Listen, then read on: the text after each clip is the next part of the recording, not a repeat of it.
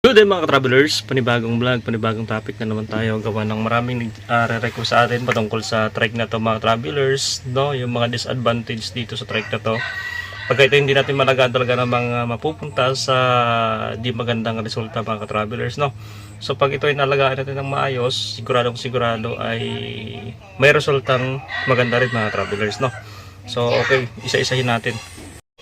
Okay mga ka-travelers, itong trike na to talaga ng mga gamit na gamit. Kaya nga lang pagdating naman sa disadvantage nito ay syempre hindi naman may iwasan. Meron din naman mga disadvantage mga ka-travelers, no. So ayan, ito ay Rusi Chariot 175 na trike. Okay mga travelers, unahin natin sa engine. Engine nito mga travelers, ang disadvantage nito pag yung langis na ginamit mo ay hindi tugma sa viscosity nito ay maingay.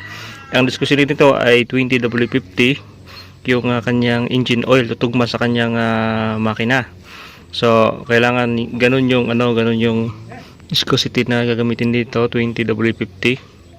Ito naman yung reverse gear, meron itong number 90 na oil. So 100 ml itong atrasabante.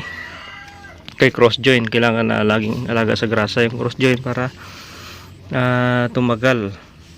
Okay, sunod yung kanyang high and low. Ngayon sa baba, ayun mga travelers, yung high and low maraming nagtatanong, nagko-comment sa YouTube, kailangan laging bago yung oil niyan every 6 months, no?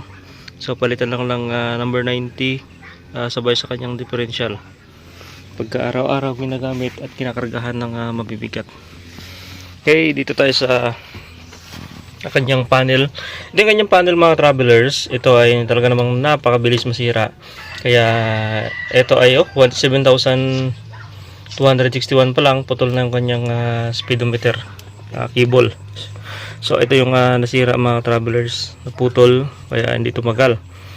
At yung mga hindi tumatagal dito, itong kanyang cable, clutch cable yan, ito hindi ito tumagal, lalo mabilis masira. Okay.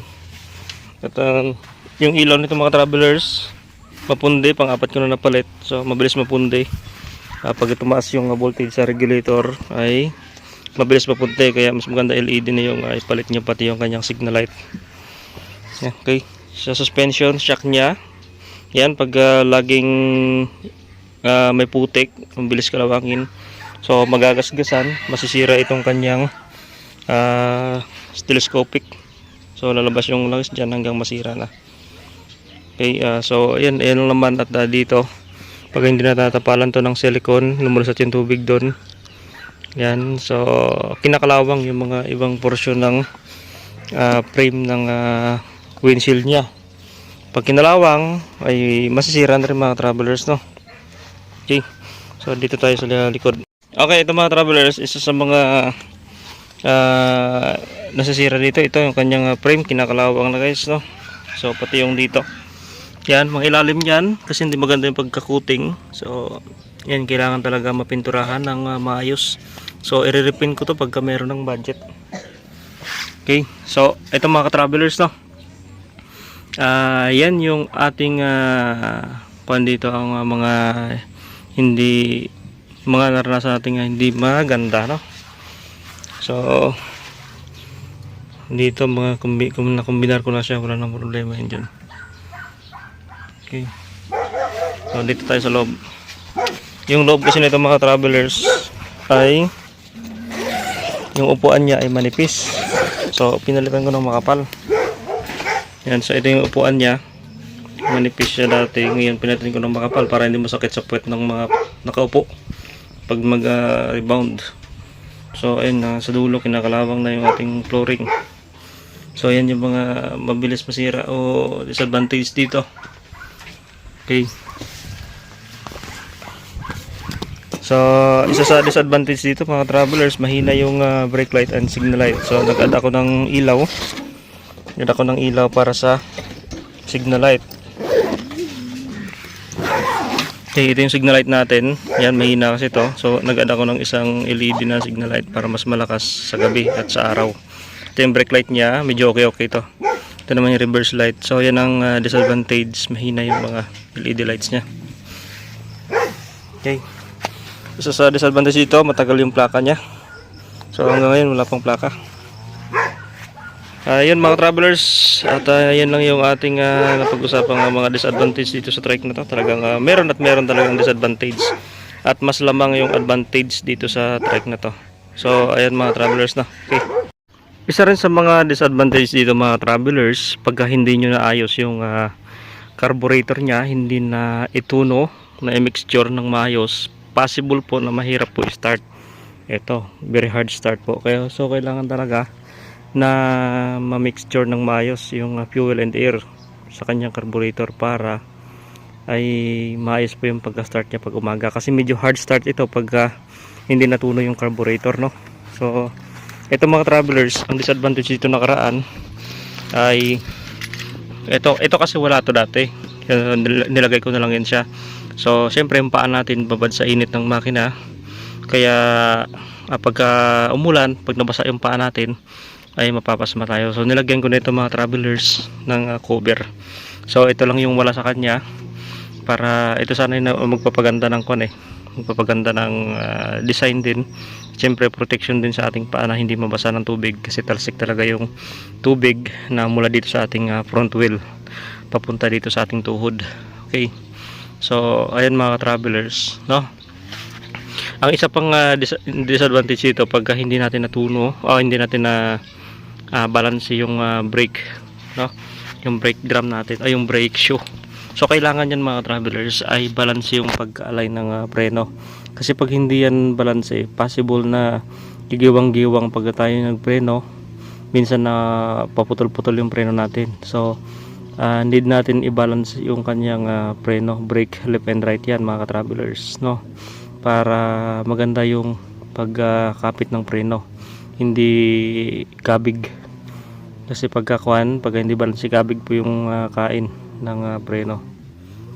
So ayan po yung isa sa mga hindi ko na, kumbaga yan yung mga disadvantage pag hindi natin naayos, no?